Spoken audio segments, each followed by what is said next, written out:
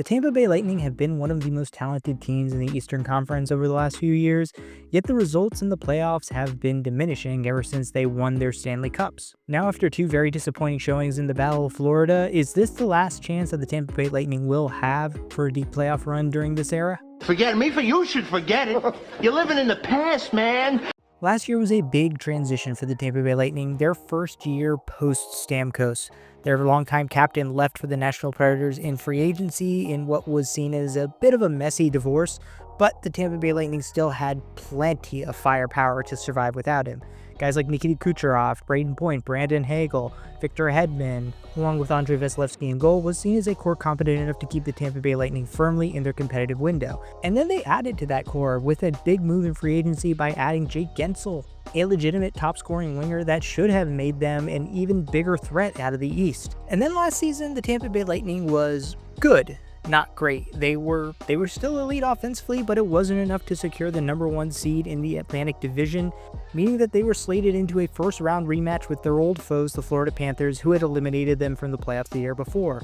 It was basically a repeat of the year before. Tampa Bay fought, but they never really had control of the series, with the Cats quickly dispatching of their in-state rivals in only 5 games. Don't turn your back on me. Let's get one thing straight. This is Shooter's tour. I've worked hard my whole life, paid my dues, and now it's Shooter's turn. No surprise that after an offseason with very little changes up front, Tampa Bay still has one of the 2 or 3 best forward cores in the entire NHL, headlined by their absolutely elite first line. As I mentioned, Jake Guentzel was a big acquisition last offseason, and he proved to be much more than a Sidney Crosby merchant last season, putting up 41 goals and 80 points alongside Braden Point, who's maybe the most underrated center in the entire NHL right now. This guy deserves to be in top 5 conversations. Even though last season was a quote-unquote down year with only 82 points in 77 games, the 2 previous years, 90 points and 45 goals at least. But Point is likely overshadowed because of the guy on his other wing, Nikita Kucherov, one of the 5 best players in the NHL right now, and a perennial threat to win the Hart. At least, when he's not losing his temper and cheap-shotting opponents. The people don't forget Cooch. But while the first line gets all the attention, the second line is just as deadly, largely because of Brandon Hagel. I don't know how this guy managed to come out of nowhere and drop a 90-point season last year, but it's hilarious to note that every single full season he's been with Tampa, he has eclipsed his total point production in his 3 years with the Chicago Blackhawks. Don't worry, Chicago fans, I'm sure this guy wouldn't have helped you with your rebuild anyway. His center, 28-year-old Anthony Cirelli, is no slouch, and on his opposite wing, Goncalves, who, not really a second liner, but Nick Paul is out, so that's kind of jumbled up the lines. And I would assume either him or Bjorkstrand will end up on the second line once everybody's healthy. And speaking of Bjorkstrand, he was an acquisition from the Seattle Kraken last year and has been a very solid middle 6 winger for them. He's in his last year of his contract, and if I was Tampa, I probably would avoid overpaying him to stay, unless you can get him on a sweetheart deal, the way you did Yanni Gourde. He's on his first year of a 6-year extension that's only paying him $2.3 million a year. Pretty good deal for a middle 6 center, even though he's going to pay him until he's 39. With the other geeky brother Connor on their right wing, he is basically the entire future of the Tampa Bay Lightning forward core right now, so fans in West Florida better pray that he actually manages to take some steps forward. And the bottom line, filled with guys who could in a pinch play on your third line, which is basically what you want. Pontus Holmberg, brought in this offseason, is a pretty nice player. Zemgus Girgis and Mitchell Chaffee are both, fine. Now, the Tampa Bay Lightning had another very promising young forward prospect in Isaac Howard. Notice how I said had, because he wanted absolutely nothing to do with this organization and was thus traded away for pennies to the Edmonton Oilers, so the rich get richer. They do still have guys in the system like Ethan Gauthier and Dylan Duke, but it's a long shot that either of those guys will see significant time in the NHL this year, in my opinion. All we hear is about their defense. They can't stop a nosebleed. On the back end, the Tampa Bay Lightning are once again led by their new franchise player and captain, Victor Hedman. Sure, he's getting a little long in the tooth at age 34, but he is still a legit #1 defenseman, even if he's not quite one of the top 10 like he was in his prime. His defense partner will be JJ Moser, who had a career year last year, although that was par for the course for anybody getting out of the Arizona Coyotes organization. The second pairing features Ryan McDonough, who's still a serviceable shutdown defenseman in the last year of his contract and probably won't be brought back for anything close to what he's making now, along with Eric Chernak, at least until some Rube Goldberg machine drops a bowling ball on his foot, knocking him out for 2 months. On the bottom pairing, you've got Emil Lilleberg, aka Mark Kastelik's daddy, and Darren Radish, the Rubik's Cube of a player who goes from being on the power play one game to being in the press box the next. And then as far as their best defensive prospects, you have... Wait, it's not Goldberg.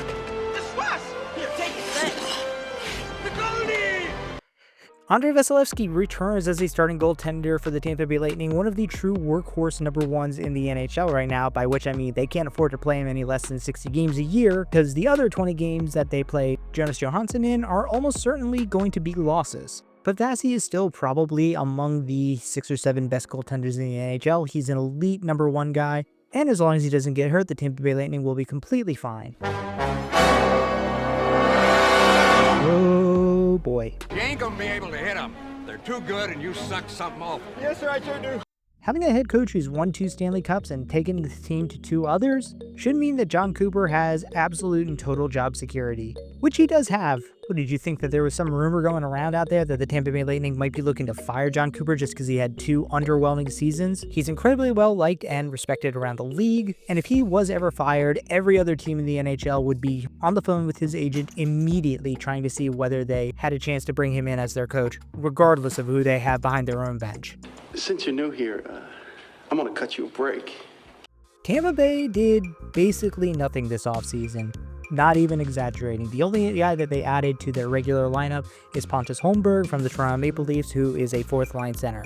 That's fine and all, and when you're the Tampa Bay Lightning, one of the best offenses in the NHL, you don't really need to make any adds. But their offseason was notable for the people that they lost. As I mentioned, Isaac Howard, one of their best prospects, forced his way out of Tampa. And they also lost defenseman Nick Perbix to the Nashville Predators. I know that Tampa Bay fans aren't quite as high on Perbix as I am. I personally think he's a very solid top 4 defenseman, but you have to admit that even if you're not that high on him, losing him leaves your depth in a bit of a suspect place, even though I understand from a cap perspective why it made sense for him to leave. And in the draft, Tampa didn't have a 1st-round pick once again, and elected to use their 2nd-round pick on Ethan Zada. Fine, good luck with that, Tampa. Pretty good. Pretty dang good, lads! Yeah! The underrated defenseman I mentioned in Darren Radish, I don't understand why Tampa can't find a permanent place for him in their top 4. He is a very productive player when he's getting significant ice time. He was literally one of their best defensemen in terms of expected goal ratio at 5v5, and just don't understand how John Cooper hasn't been able to figure out a way to use him more effectively in all 3 phases of the game, or at least as a top 4 defenseman who gets some power play time as well. Like seriously, Coop, I just spent all that time blowing smoke up your ass. You can't find a way to use this guy as a top 4 defenseman? I'll give you a winter prediction. It's gonna be cold, it's gonna be gray, and it's gonna last you for the rest of your life. Tampa is once again going to be one of the big players in the Atlantic. I don't think that that's up for discussion, at least so long as Andrei Vasilevskiy isn't out for an extended period of time. The big question is not going to be how they do in the division in the regular season, it's going to be what happens in the playoffs. Once again, they're probably going to end up facing a team like Florida in the 1st or 2nd round, and they have to prove that they're able to overcome that team. Personally, I think that they can stack up to Florida perfectly fine, but they haven't shown it in the playoffs, and so as a result, I think that they still need to make a move or two at the trade deadline to bolster their lineup and notably try and find somebody who can at least keep Vasi a little bit fresher so they don't completely run him into the ground before the playoffs. If they do that, I think they got a chance to unseat the defending 2-time champion. If they don't, it's going to be another offseason with a lot of questions for the Tampa Bay Lightning.